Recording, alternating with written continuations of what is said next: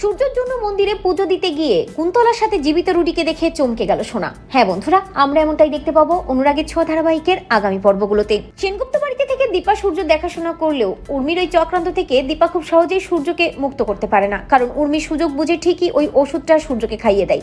আর সূর্য দিনের পর দিন ধরে অসুস্থ হয়ে পড়ে। সূর্য যেভাবে অসুস্থ হয়ে যাচ্ছে সোনা তা বুঝতে পারে। সোনা খুব আপসেট হয়ে যায়। সোনা বুঝতে পারে না তার বাবাকে সে কি করে সুস্থ করে তুলবে। এই পৃথিবীতে তো তার বাবা ছাড়া ওইভাবে কেউই নেই না, আর মা সে তো থেকেও নেই। মায়ের উপর বড় অভিমান হয় সোনার। ভাবতে থাকে মা আজ তোমার জন্যই আমার বাবার এই অবস্থা, কিন্তু আমার বাবাকে আমাকে সুস্থ করে তুলতে হবে। আমি মন্দিরে যাব, বাবার জন্য পুজো দেব।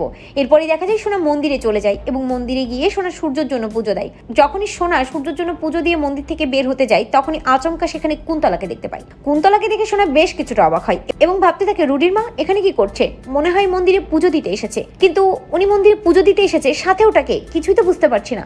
একজনের সাথে কথা বলতে থাকে কুন্তলা, যে কিনা রুডি থাকে, এবং পেছন দিক থেকে রুডিকে দেখে চেনা চেনা লাগলেও চিনতে পারে না সোনা। সোনা এগিয়ে যায় এবং আড়ালে দাঁড়িয়ে সোনা স্পষ্টভাবে রুডির মুখটা দেখতে পায়, আর রুডির মুখ দেখেই সোনা চমকে যায়। তো বন্ধুরা, তোমরা এটাই চাও তো যে এভাবেই যেন সোনা ওই জীবিত রুডিকে দেখতে পায় এবং সোনা চোখ খুলে যায়? কমেন্ট করে জানাতে ভুলো না।